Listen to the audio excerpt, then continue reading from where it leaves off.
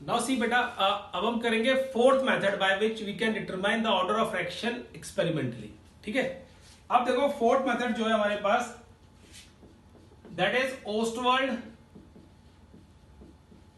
Isolation method. Ostwald isolation method.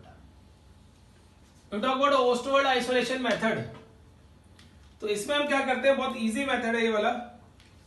एक reaction ले रहा हूं बेटा, ध्यान सुनना, A plus B plus C will give you product. A B plus C will give you product. वो आपको क्या देगा, प्रोडक्ट देगा बेटा। क्लियर है? अब इस केस में देखो हम क्या डिस्कस करेंगे, सुनो ध्यान से। अब इसके लिए सपोज करो हमने रेट का एक्सप्रेशन लिख लिया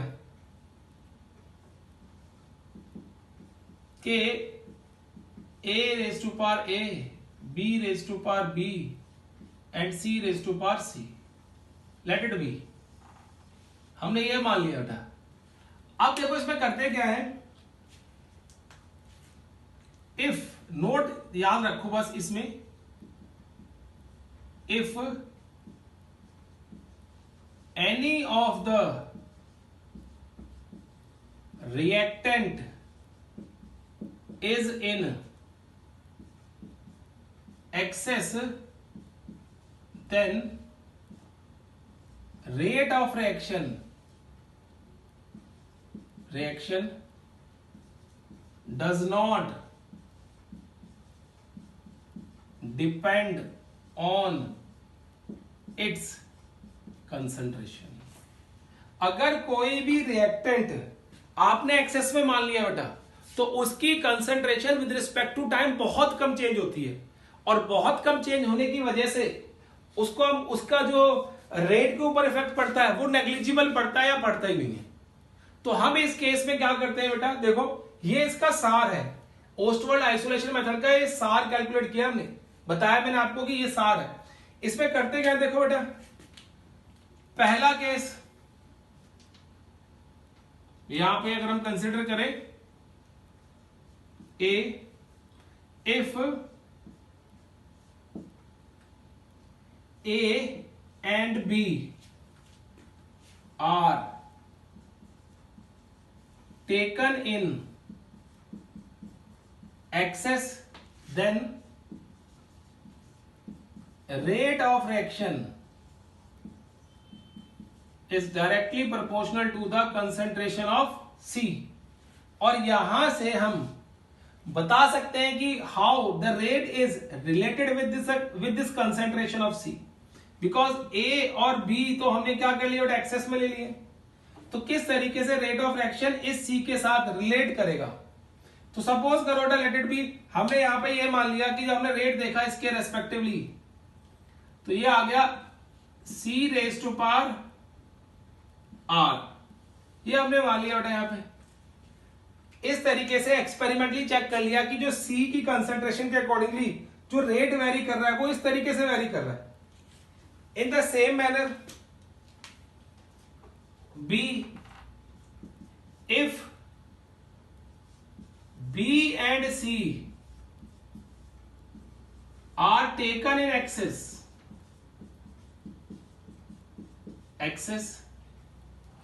then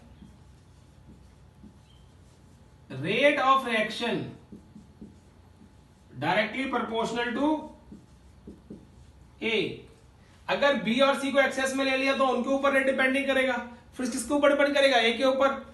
फिर A के रेस्पेक्टिवली आप बताओगे कि रेट ऑफ रिएक्शन क्या होगा, और जब हमने कैलकुलेट किया एक्सपेरिमेंटली तो हमें पता चला कि R is directly proportional to A raise to power P। ये आ गया बेटा, देखो इसको फर्स्ट मान लो and this we have taken second. Clear है? अब third point, if C and A are in excess, then rate of reaction depends on concentration of B. अब वो किस तरीके से डिपेंड करेगा, ये हमने एक्सपेरिमेंटली कैलकुलेट किया, डिटरमिन किया और पता चला क्यू आ गया, ये आ गया third equation. Then what will be the overall order of reaction. अब ओवरऑल रेट लॉ एक्सप्रेशन क्या बन गया, rate law expression with respect to 1, 2 and 3 equation. ठीक है बेटा, तो क्या बन गया, देखो ये बन गया R is equal to K A raise to power P B raise to power Q and C raise to power R। ये बन गया P Q R। क्लियर है, तो सम ऑफ क्या आ गया यहां पे, sum of parts of reactants is equal to order of reaction. तो ऑर्डर ऑफ रिएक्शन कितना आ गया experimentally, order of reaction P plus Q plus R, ये आ गया बेटा, this is the order of reaction P plus Q plus R। Clear, तो ये ओस्टमल आइसोलेशन मेथड है बेटा, बहुत कम पूछा जाता है, लेकिन आपको पता होना चाहिए किस तरीके से करते हैं और क्या कंसेप्ट होता है। चलो बेटा चेक करो इसको और नोट करो जल्दी से।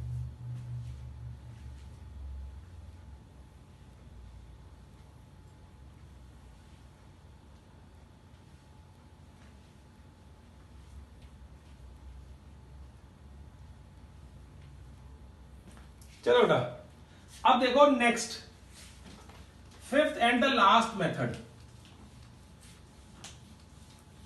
Fifth and the last method.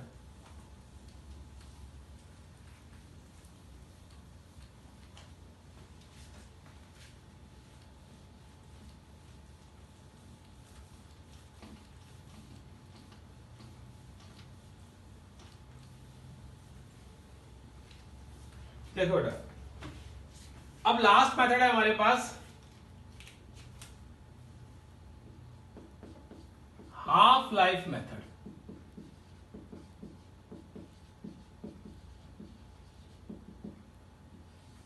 Half life method मतलब आपको हाफ लाइफ के एक्सप्रेशन पता होने चाहिए, you can easily determine the order of reaction. Clear है, तो अब देखो कैसे बेटा, इसमें a zero order reaction,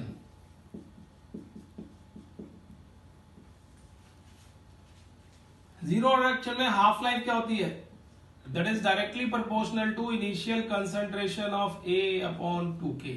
this is the expression. Done. P first order reaction, in case of first order reaction half life is 693 upon K। ये आ गया बेटा, देखो अब बात करें यहां पे, तो in zero order reaction T half is directly proportional to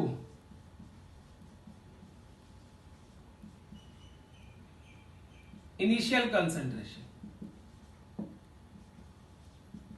याद रखना बेटा केस। एंड फर्स्ट ऑर्डर के लिए T half is independent of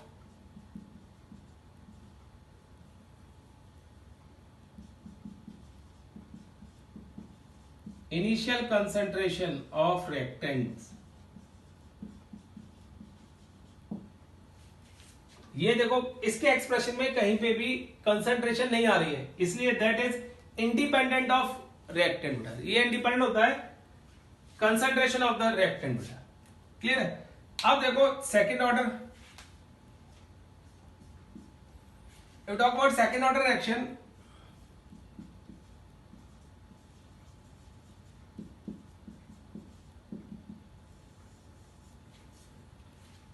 तो वहां पर हमने टी हाफ चेक किया था बेटा, 1 upon initial concentration of A into K, ये था।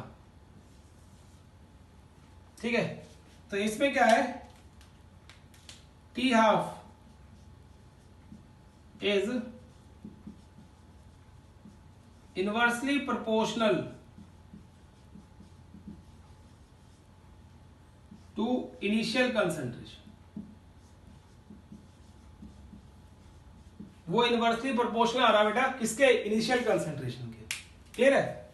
This t half is inversely proportional to initial concentration of reactant A naught. तो ये आ गया। अब देखो बेटा, कई बार क्वेश्चन आता है हमारे पास कि कई बार पूछते हैं कि इतने हाफ लाइफ के बाद कितना प्रोडक्ट बचा होगा, हाउ मेनी हाफ लाइफ के बाद। तो जनरली फर्स्ट ऑर्डर के ऊपर क्वेश्चन आते हैं। जनरली ऐसे क्वेश्चन जो आएंगे, you will get such kind of questions on first order, इसकी बात की जाती है। अब देखो, अगर मैं एक चीज कंसीडर करके चलूं यहां पे, at time t is equal to 0 कोई रिएक्टेंट है and that reactant has concentration A naught, done. अब t इज इक्वल टू क्या हो गया बेटा, t हाफ, ये होगी first half life, first half life. तो कंसंट्रेशन कितनी आएगी बेटा इसकी, ए नॉट अपॉन 2। अब ये आ गया t इज इक्वल टू 1 और हाफ लाइफ बेटा, एक और, this is second half life. तो कंसंट्रेशन कितनी आ जाएगी बेटा इसकी, ए नॉट अपॉन 2 इंटू 2 मतलब 2 2 4, यहां पे 1 है और यहां पे 2 रेज टू पावर 0 है बेटा। क्लियर है? ये आ गया। अब t is equal to t half, third half life,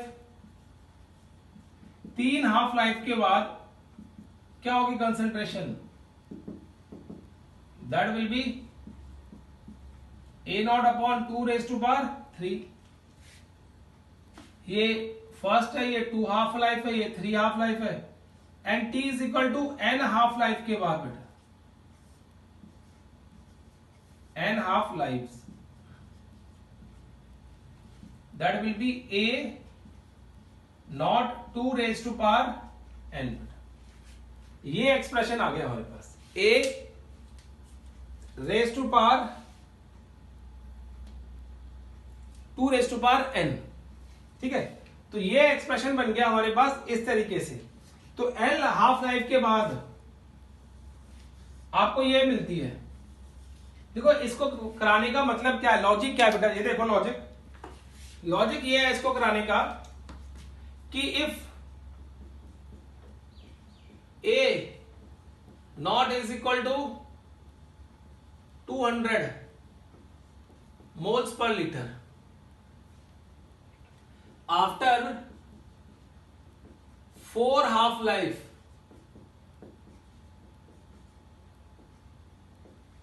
what will be the concentration of A naught। ठीक है बेटा, अब आप क्या करोगे, 4 हाफ लाइफ के बाद, मतलब after 4 half life we will have initial concentration divided by 2 raised to power 4। तो 2 raised to power 4 का मतलब क्या हो गया बेटा, 2 इंटू 2 इंटू 2 इंटू 2, ये आ गया 100, ये आ गया 50, ये आ गया 25, and then we get 12.5 moles per litre. इतनी कंसंट्रेशन बच जाएगी आफ्टर 4 हाफ लाइफ। क्लियर बेटा? तो 4 हाफ लाइफ के बाद आप इस तरीके से चेक करोगे और इतनी कंसंट्रेशन बता दोगे, तभी आपको बताया कि किस तरीके से हम करते हैं हाफ लाइफ के बाद। क्लियर है? अब देखो इसी केस में बेटा आपको दूसरा केस डिस्कस करना है। दूसरा केस मतलब किस तरीके से आप चेक कर रहे हो, यहां पे हम लोग चेक करते हैं वो ये है कि अगर आपको ऑर्डर निकालना हो, ऑर्डर ऑफ रिएक्शन, ठीक है, कैसे निकालना हो, टी हाफ दे रखी है और जिसकी कंसंट्रेशन C1 है, डन, और एक टी हाफ और है, टी हाफ डैश मान लेते हैं इसकी, इसकी कंसंट्रेशन C2 है। क्या है? एक C1 है और दूसरी क्या है बेटा? C2 है कंसंट्रेशन। क्लियर है? अब देखो टी हाफ कंसंट्रेशन का कैसे रिलेट करता है,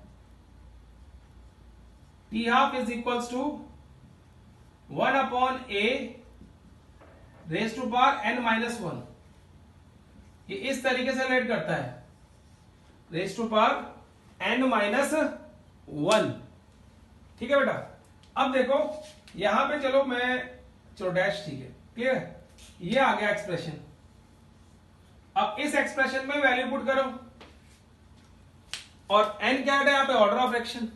क्लियर है? n क्या है? Order of reaction. अब आप वैल्यू पुट करो बेटा, मैं इसको इधर करा रहा हूं, पहले रब कर लो इसको, फिर मैं कराता हूं आपको।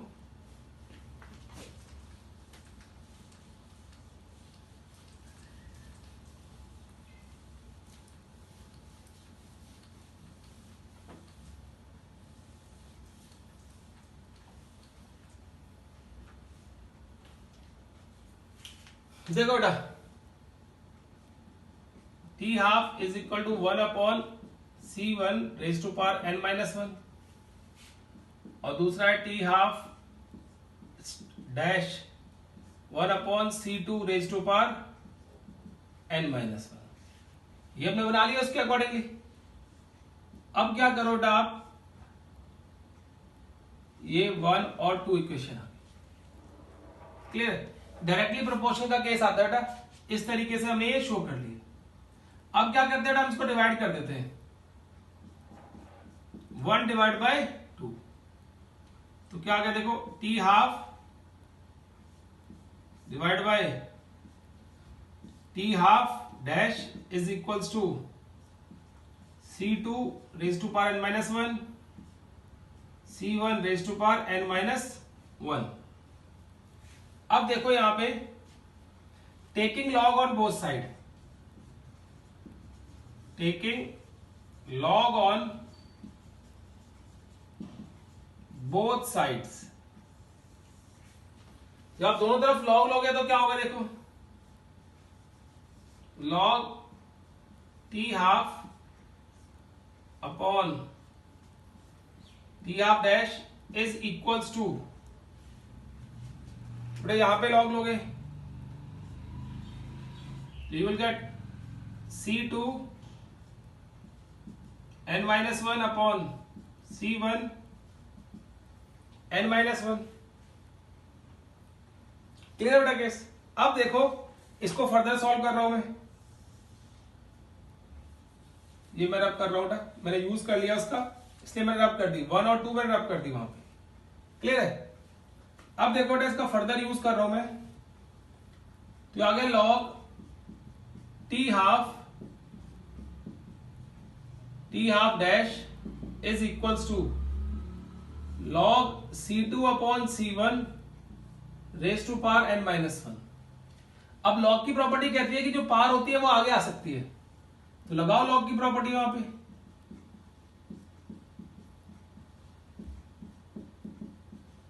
n-1 log C2 upon C1। ये आ गया बेटा केस। क्लियर है?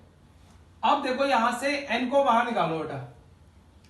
अब जब आप n को बाहर निकालोगे यहां से, तो देखो क्या आएगा एक्सप्रेशन, ये दोनों से मल्टीप्लाई होगा, यू विल गेट लॉग, मैं इधर लिखता हूं n। अब try to understand the whole concept, n is equals to, ये है ना बेटा ये इक्वल टू आएगा log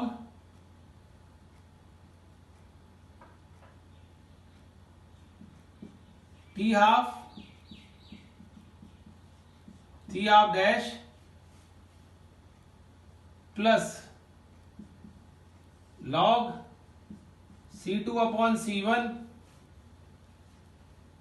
divided by log C2 upon C1। Clear है केस? अब आप इसको पूरे को सॉल्व करोगे तो क्या आएगा, n is equal to 1 plus log t half upon t half dash upon, sorry बेटा यहां आएगा 1 प्लस आएगा ऐसे, ये आएगा log C2 अपॉन C1। ये एक्सप्रेशन आ गया और इसकी वैल्यू पुट करके you can easily calculate the order of reaction. ठीक है बेटा, तो ये सारे के सारे एक्सप्रेशन थे जिनकी हेल्प से हम एक्सपेरिमेंटली डिटरमिन कर सकते हैं ऑर्डर ऑफ रिएक्शन कि what will be the order of reaction experimentally. तो ये सारे केसेस है बेटा, आप ध्यान से सारे केसेस को पढ़ना, देखना एक बारी, फिर हम इनके ऊपर न्यूमेरिकल करेंगे लाइव क्लास के अंदर बेटा। Till then take care and bye bye बेटा।